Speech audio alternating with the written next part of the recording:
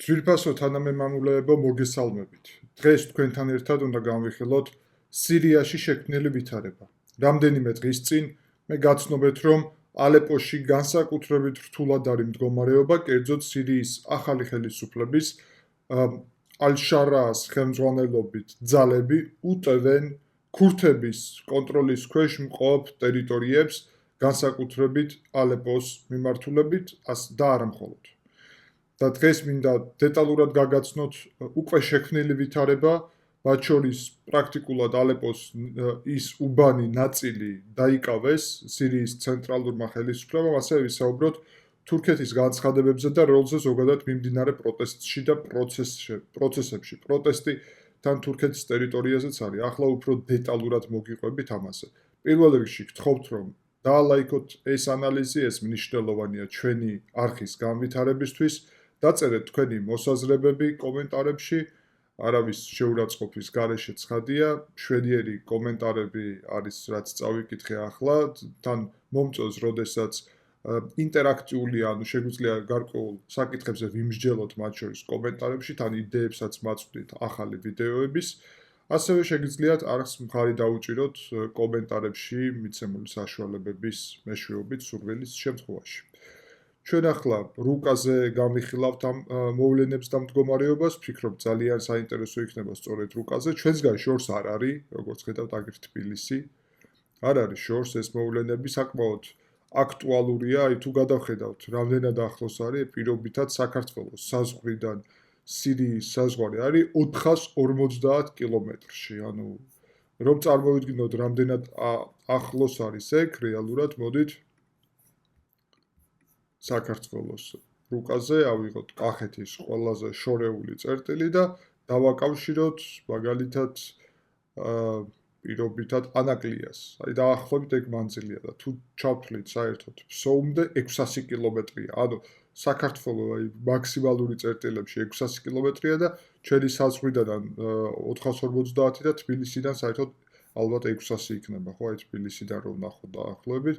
ხო, 550-600 კილომეტრი. ანუ არ არის შორს, არის ძალიან ახლოს და ეს ვითარება, რა თქმა უნდა, ასე თუ ისე ჩვენზეც იმოქმედებს მომავალში და მისი გავლენა იქნება რეგიონზე. პირველი მინდა დავიწყო იმით, რომ დიარბაქირში, ანუ თურქეთის ტერიტორიაზე, ქალაქში, რომელიც ახლოს არის ამ რეგიონთან და მე წინა ანალიზის დროს თქვი, რომ ქურთები ცხოვრობენ როგორც აქ, ასევე ერაყის ჩრდილოეთში, ირანის აღმოსავლეთში და ეხლა ირანში პროტესტების დროს საინტერესოა, რომ უკვე ქურთები ფეხზე დგანან. პირველი ქალაქები რომ დაეცა, ირანზე ცალკე ვისაუბრებთ, მაგრამ პირველი ქალაქები რომ დაეცა, კონკრეტულად ეს დაცემა უკავშირდება სწორედ აი ამ აღმოსავლეთ ნაწილს, სადაც ქურთები ცხოვრობენ. ანუ ქურთებს ეხლა აქვთ გარკვეული ერთობის მომენტი. ერთი სირიაში, ერაყის ქურთები მთავარი არიან იმ გაგებით, რომ ყველაზე მეტი ხელისუფლება და ძალაუფლება მათ გააჩნიათ, ავტონომიური რეგიონი გააჩნიათ, ქურთისტანი, რომელსაც ქვია, ირანში არის ბრძოლა თეჰრანის რეჟიმთან და თურქეთში ამ შემთხვევაში ბრძოლა არ არის, მაგრამ ზოგადად ბრძოლა ვიცით რომ არის, ხო, მუშათა პარტიის საქმიანობის შედეგად, ხო, ერთ-ერთ ვიდეოში სამუშაო პარტია ვთქვი ავტომატურად და კომენტარებში შესწორებული ვერსია შემომთავაზეს და დიდი მადლობა მაგისთვისაც. ხანდახან, რადგანაც ტექსტები წინასწარ არ არის და პროცესშივე ვაანალიზებთ თქვენთან ერთად, შეიძლება გარკვეული სახელწოდებები ან ტერმინოლოგიაში იყოს ტექნიკური შეცდომები, მაგრამ ვეცდები, რომ მაქსიმალურად გამოვასწოროთ და რაც შეიძლება უფრო ხარისხიანი იყოს. არის ზოგადად ორი ტიპის ასეთი ანალიზი, ორივეს მივესალმები მე პირადად. ერთი არის უფრო კარგად მომზადებული, რაც ფილმის სტილის დაახლოებით, სადაც წინასწარ გაწერილი ტექსტიც არსებობს, რაც უნდა თქვა, პაუზებსაც სწორად აკეთებ, იმიტომ რომ უფრო ჟურნალისტური ტიპის მასალა გამოდის. მაგრამ ძალიან რთულია ასეთი მასალა მოამზადო ხშირად. და ეგ მასალა შეიძლება მოამზადო კვირაში ერთხელ საუკეთესო შემთხვევაში. ანუ თვეში რამდენიმე ეგეთი ანალიზი შეგეძლია მოამზადო, თუ არ ყავს გუნდი და პროფესიონალების მიერ დაკომპლექტებული და ასე შემდეგ. და მეორე ვარიანტი არის, რომელსაც მე ვემხრობ ჩემს შემთხვევაში, რომელიც უკავშირდება ანუ ანალიზს გაცილებით უფრო ხშირად, შეიძლება შეიძლება კი არა და ყოველდღიურ პრაქტიკულად ანალიზს, თუმცა ძირითადად ეს წინასწარ მომზადებული კონკრეტული მასალის გარეშე არის გარკვეული მონახაზი წინასწარ მომზადებული მონაცემები თუ იმ კონკრეტულ საკითხს სჭირდება, რომელსაც ანალიზს უკეთებ თვითონ ვიდეოს მსვლელობისას და შესაბამისად არ არის ეს, ასე ვთქვათ, იდეალურად გათვლილი წინასწარ. ჩემთვის ეს ბუნებრივიც არის და მე რეალურად როგორც ჩემთვის დღეს რომ გავხსნიდი ისედაც ამ რუკას და შევხედავდი რა ხდება, ზუსტად იგივეს ვაკეთებ, უბრალოდ თქვენც გიზიარებთ და ამაზე ერთად ვსაუბრობთ. ანუ ეგ განსხვავდება ჩემთვის, თორე ჩემთვის იმდენად საინტერესოა და იმდენად კავშირში არის ჩემს სპეციალობასთან, რომ ისედაც ეს უნდა გამეკეთებინა. ახლა გეტყვით, რომ დიარბაქირში, რომელიც ძალიან დიდი ქალაქი არის, საზღვართან არის დიდი პროტესტი, გუშინ გაიმართა, მე განახებთ ფოტოს, აქ ფოტო არის, აგერ ფოტო. ხედავთ ქურთისტანის დროშაც არის, ერთობლივი. ეს ქურთისტანის დროშა ყოველთვის არ ნიშნავს რაღაც სეპარატისტულ იმას, რომ აიზაბაი თურქეთის ნაწილიც უნდა გახდეს ქურთისტანის ტერიტორია. ეს არის უბრალოდ რაღაც ეთნიკური იდენტობის დროშა რეალურად, რომელიც ბევრს ერს, რომელსაც არ გააჩნია სამშობლო აქვთ და ქვეყანაც აქვთ გარკვეულ გაგებით, ხო?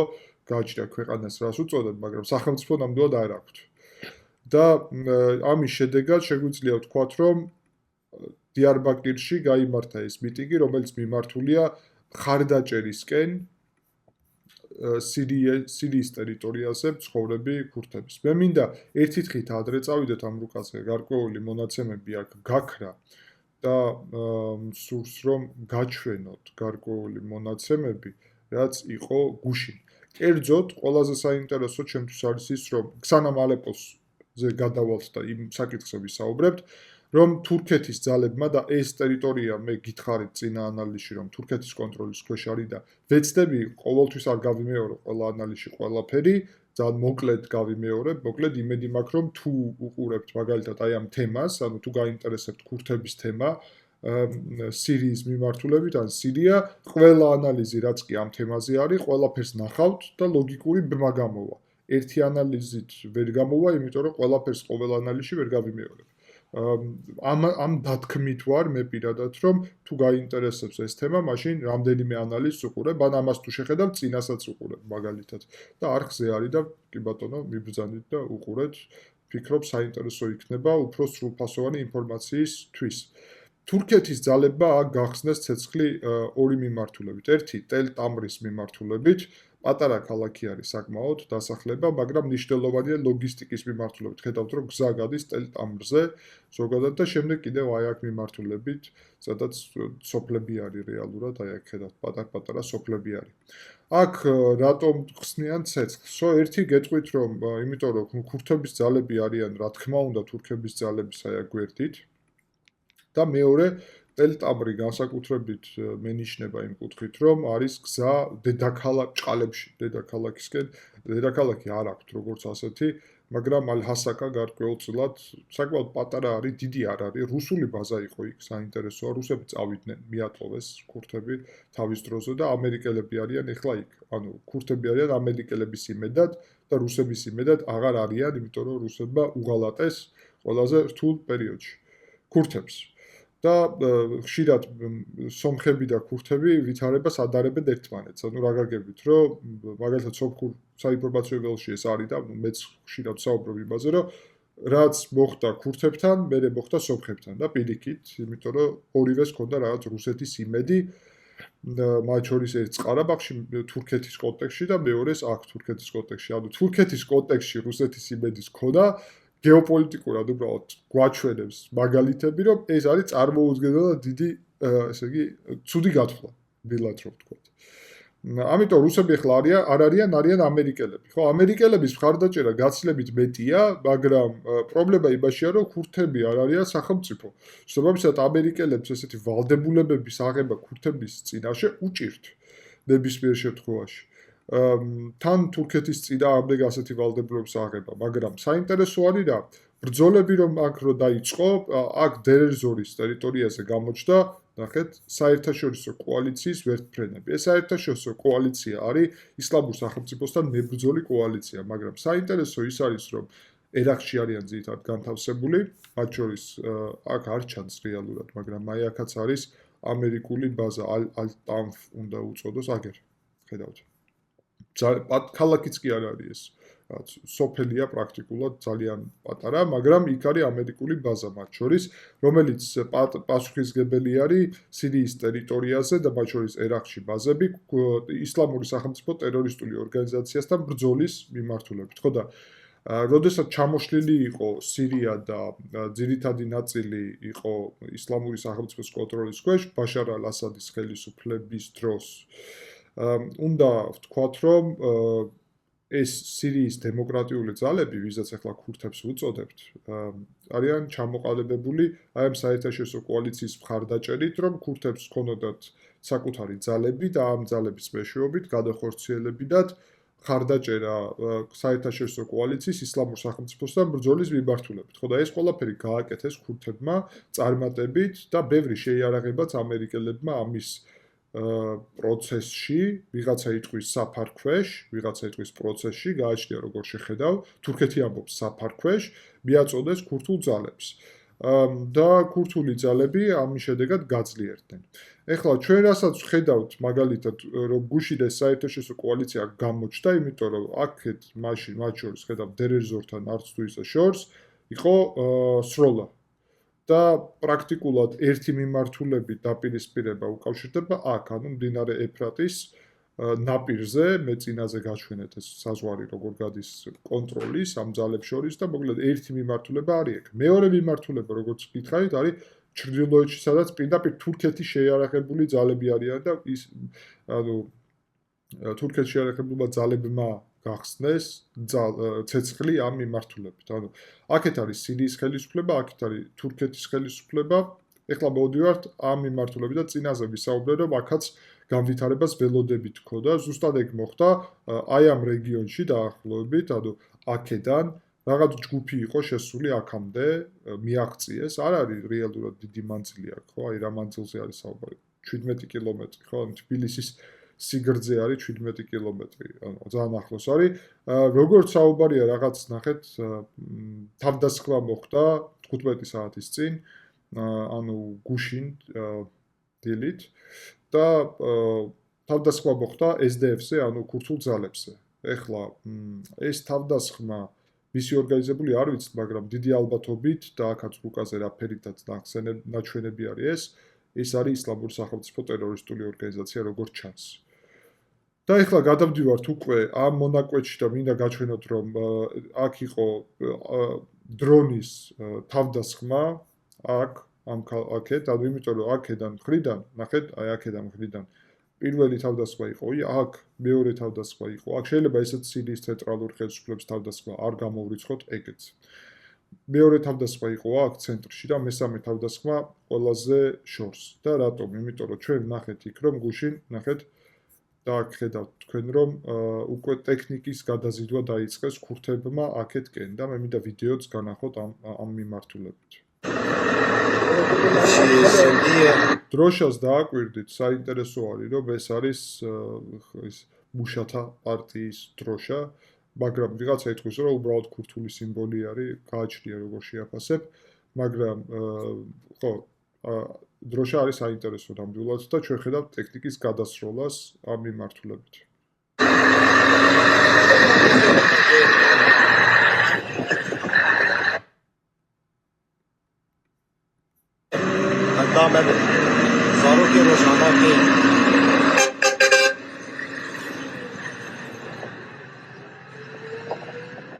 ხედავთ, ხო, ეს არის ამერიკული ტიპის ტექნიკა, აშკარად, განახებთ ეხლავე, აგერ ჩანს, რომ ამერიკული ტიპის არის სავარაუდოდ და ეს გადასროლა მოხდა გუშინ. გუშინვე საინტერესო იყო, რომ და ამას ვამზადებ ეხლა, არის 9 იანვარი დილით, თბილისის დროით და გუშინ როცა ვამბობ 8 იანვარს გულისხმობ, აქ იყო მნიშვნელოვანი შეტაკებები მათ შორის და მე გითხარით წინაზე, რომ ეს ხიდიც ასე ვთქვათ, აქ ჰიდროელექტროსადგურია აქაც და ეს ხიდიც გადამსვლელი წერტილი იქნება მათ შორის მცდელობა, რომ აქედანაც შეაღწიონ ამ ძალებმა. და ეხლა უკვე გადავალთ დღევანდელ მდგომარეობაში და უკვე ნახავთ დღეს რა ხდება. ამას დაემატა კიდე შეტაკებები ამ მიმართულებით, ანუ ორი მიმართულება გვაქვს მანბიჯის რაიონის მიმართულებით შეტაკებების. ამ მომენტისთვის მდგომარეობა პრინციპში სტაბილური არის ეფრატის ნაპირთან, სტაბილური არის თურქეთის ნაპირთან და ყველაზე აქტიური მდგომარეობა ამ მომენტისთვის არის ქალაქ ალეპოში. და მე მინდა ასევე გუშინდელი რუკა აქ გაჩვენოთ, იმიტომ რომ გარდაუვალია მაგის გარეშე ნახეთ. აი აქ მგონი ახლა უკეთ ჩანს, რომ აი ეს მარცხნივ მყოფი, ანუ დასავლურ ნაწილში მყოფი ალეპოს ნაწილი, კერძოდ აი ეს ნაწილი, ნახეთ, აი ეს ნაწილი და აი ეს ნაწილი, ხო? გუშინდელი ბრძოლების შედეგად ცენტრალურმა ხელისუფლებამ აიღო კონტროლის ქვეშ. აქ თქვენ ხედავთ უზარმაზარ, ესე იგი, საინფორმაციო ველს და მე ახლა გაჩვენებთ უფრო კარგად, უფრო დეტალურად ამას. ესე იგი, სირიის არმიამ 12 საათის წინ, ანუ გუშინ საღამოს 9:10 საათისთვის თბილისის დროით განაცხადა, რომ აიღო კონტროლი ამ მიმართულებით რეალურად და აი ამ ორ უბანზე. შემდეგ ჩვენ ხედავთ, რომ გამოვიდა ქურთების მთავარსარდალი, ვინც არის იქ, მაზლუმ აბდი, აგერ ფოტოზე ხედავთ მას და განაცხადა, რომ ეს ესე იგი გმირული ბრძოლა არის და ქურთები გმირულად იცავენ საკუთარ თავს ალეპოში.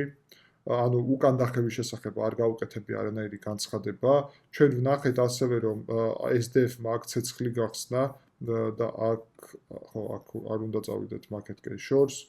აქ უნდა დავრჩეთ და ვნახავთ, რომ გუშინ ცენტრალურმა ხელისუფლებამ აი ეს ორი რაიონი რო დაიკავა, როგორც გვეუბნებიან, ამავდროულად მანამდე მოახდინა, ხედავთ, აი აქ ბლოკადა ჩრდილოეთ მიმართულებით, აი აქ და აი აქ ბლოკადა ამ ტერიტორიის.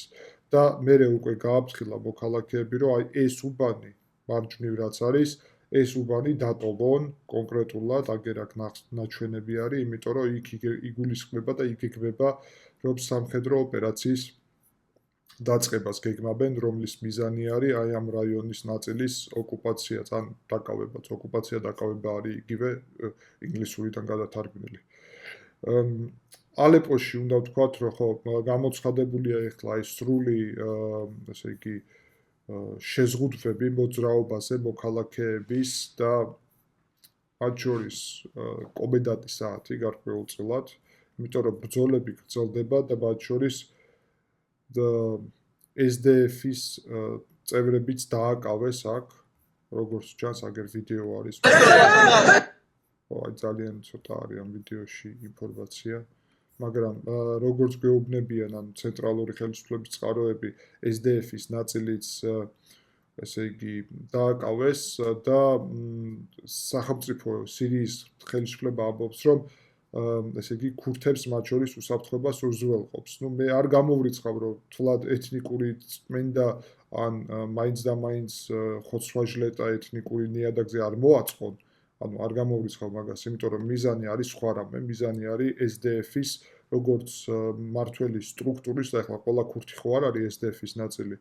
SDF-ი არის კონკრეტული შეიარაღებული ძალები. მათი განეიტრალება, ასე რომ ეთნიკური მდგენელი აქ მეორე ხარისხოვანია, პირველი მდგენელი არის პოლიტიკური. იმიტომ რომ SDF-ის უკან ასე თუ ისე დგას შეერთებული შტატები და სირიას და თურქეთს ეს დიდად არ უნდა და არ მოსწონს. ამიტომ ვიღაც როცა იტყვის, რომ თურქეთი ნატოს წევრია და ამერიკის მოკავშირეა, ბევრი ფენა არის მოკლედ მანდ და ეს მაგალითი კიდევ ერთხელ გიდასტურებთ მაგ ფენას. ხო, უკვე იმას აღარ ვამბობ, რომ თურქეთი ღიად ადანაშაულებს ხოლმე ამერიკას SDF-ის, ანუ ქურთების მხარდაჭერაში და ამბობს, რომ ესეთი ტერორისტები არიანო და თქვენ ტერორისტებს უჭერთ მხარსო, ანუ გააჩნია.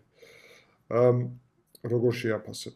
ხო, უნდა ვთქვათ აქვე, რომ SDF-ის ხელმძღვანელობა გუშინვე განაცხადა, რომ ალბათობა იმისა, რომ ჩვენ შევთანხმდებით მნიშვნელოვნად კლებულობს იმის ფონზე, რასაც აკეთებთო თქვენ კონკრეტულად, ესე იგი, ალეპოში. და ეგ არის ძალიან მნიშვნელოვანი გზავნილი, რომ როგორც ჩანს, არ ემზადებიან უკან დახევისთვის რა ქურთული ძალები. და ეს რას ნიშნავს, ხო? ეს რა თქმა უნდა ალეპოს მიმართულებით ახლა მოდით სამხედრო კუთხითაც ვთქვათ, ხო? და აი დღევანდელ ვითარებაში გადავიდეთ და უკვე უკეთ დავინახავთ, ხო? ანუ განახეთ. ანუ აი ეს უბანი, ეხლა რაც გაჩვენეთ და აი ეს უბანი, ხედავთ უკვე მწვანედ არის, ანუ აიღეს უკვე ცენტრალური ხელისუფლების წარმომადგენლებმა და ეხლა რჩება რეალურად აი ეს ნაწილი, სადაც შეტევას აპირებენ და ეს არის ცენტრალური ნაწილი შეიხ მასუდი. ანუ ეს არის ცენტრი რეალურად და აი ეს უბანი ეხლა რო აიღეს აქედან და ჩემი აზრით შემდეგს შეუტევენ აი ამ უბანს, სადაც თქვეს კიდევაც. და მელე ნელ-ნელა უკვე შეიხ მასუდი ექნება ძალიან სერიოზულ ალყაში, ხო?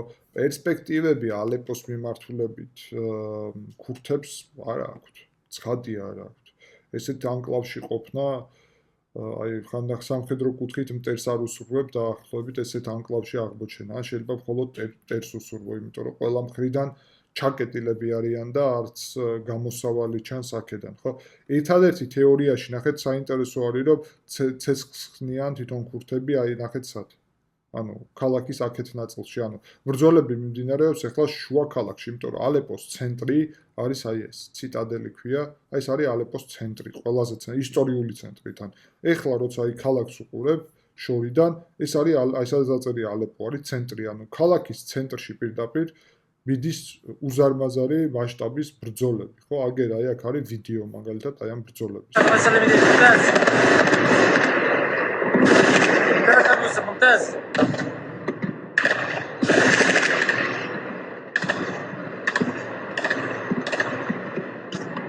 كويس يا ابو يوسف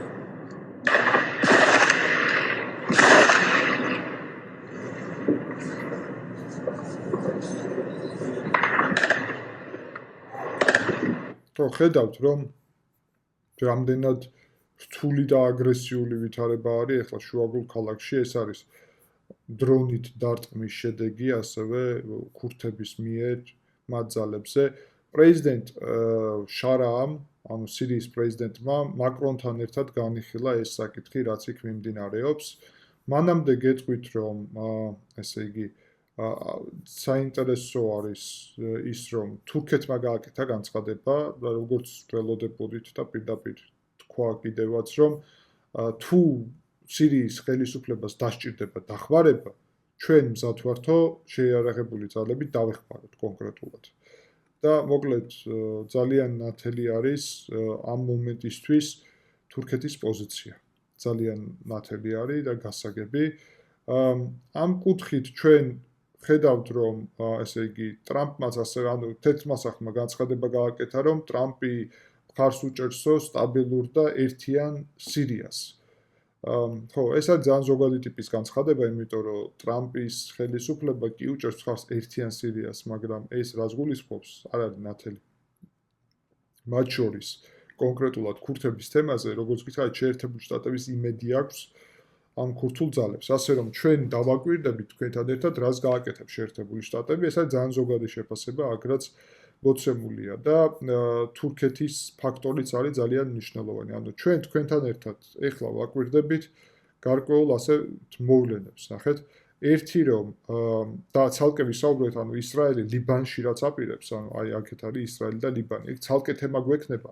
ცალკე არის ირანის მიმართულება, ცალკე არის იემენის მიმართულება, ანუ ახლო აღმოსავლეთში ეხლა მიმდინარეობს რეალურად ნახეთ რამდენი ომი. ერთი სირიაში მიდის ომი, მეორე ირანში მიდის პრაქტიკულად სერიოზული სამოქალაქო დაპირისპირება, მესამე იემენში მიდის ომი, ლიბანში არის პრაქტიკულად ომი უკვე და დიდი ხანია ჰეზბოლაჰის მიმართულებით, თავად ისრაელის ანუ ღაზას მიმართულებით არის ომი, ეგ ხუთი ასეთი წერტილი არის ამ მომენტისთვის ცხელი ძალიან ამ ტერიტორიაზე. ხო და ცალკე უნდა ვისაუბროთ ლიბანზე, ცალკე უნდა ვისაუბროთ ირანზე და იემენზე, იმიტომ რომ კონტექსტი არის მაინც განსხვავებული. თან იემენში ძალიან საინტერესო მოვლენები მოხდა, მაგრამ ამ მომენტისთვის რაც უნდა ვთქვათ, რომ კონცენტრირებული ძალები, როგორც ხედავთ, არის ძირითადად ალეპოზე. ანუ ალეპოს ნაწილობრივ დაკავება. ველოდები რომ პროგნოზი არის ამ შემთხვევაში, რომ რამდენიმე დღის განმავლობაში შეიძლება სრულად დაიკავონ ალეპო სირიის ცენტრალურმა ხელისუფლებამ და მაგის მერე სავარაუდოდ უკვე დაიწყება შეტევა აქეთ მიმართულებით. მე არ ვფიქრობ, რომ გაჩერდებიან. რატომ უნდა გაჩერდნენ, როცა ეს პრობლემა თვლიან, რომ მოსაგვარებელია, თან თურქეთიც გვერდში უდგას, თან მომენტი არის, ყურადღება არის გადასული ირანზე და ვენესუელაზე, ხო? ჩვენი ყურადღებაც კი. ძვირფასო თანამებაბულეებო, ხო? და შესაბამისად, ყველას ყურადღება თუ სხვაგან არის, რატო არ უნდა ისარგებლონ ამ მომენტით და ამიტომ ალეპოდან აი ამ ჯარების საკითხის, ანუ მოგვარების შემდეგ სავარაუდოდ ამას გადაიყვანენ არც თუ ისე შორს რეალურად ალეპოდან აქამდე არის 40 კილომეტრი, ხო? აი წარმოუდგენლად ახლო მანძილი არის. აქეთ გადაინაცვლებენ და დაიწყებენ ბრძოლას, ხო? რამდენად შეუძლია SDF-ს პირიქით ეს 40 კილომეტრი თავად დაფაროს და ალეპოში შეიჭრას, ეგ არის სერიოზული საკითხი. ანუ ამის შესახებ ახლა ჩვენ რა მონაცემებიც გვაქვს მათი შეიარაღებული ძალების შესაძლებლობის შესახებ, მამბიჯი როგორც დათმეს და მამბიჯი დათმეს, აი ეს მამბიჯი რომელიც არის თავის დროზე SDF-მა დათმო, თოლად იმდენად დიდი ძალები არ აქვს ახლა რომ ალეპო დაიკავონ. არა მგონია ძალიან ნაკლები ალბათობა არის მაგის, სარისკო იქნებოდა მინიმუმ თან თურქეთით ჩაერთვება. თურქეთის ფაქტორი აქ არის ძალიან სერიოზული, იმიტომ რომ ახლოსაც კი არ მოდის არც SDF-ის და არც სირიის ცენტრალური ხელისუფლების ძალები თურქეთის ძალებთან, ანუ თურქეთი აქ არის დომინანტი შეიარაღებული ძალები და ამიტომ თურქეთს შეუძლია აქ საკითხის მოგვარება მარტივად, ძალიან მარტივად. ამიტომ თუ ჩაერთვება და თუ ალეპოში შეიჭრებიან, ჩაერთვება. ასე რომ განწირული არის დაახლოებით ვითარება ჩემი აზრით. ვფიქრობ, საინტერესო იყო ეს მიმოხილვა, გავაგრძელებ სხვა თემებზეც და ეტაპობრივად გავაკეთებთ ანალიზს, როგორც გითხარით, ახლო აღმოსავლეთში ძალიან ცხელა ეხლა პოლიტიკური გაგებით, ასე რომ ჩვენც დავაკვირდებით ამ მოვლენებს. დიდი მადლობა ყურადღებისთვის და შევხვდებით შემდეგი ანალიზისას.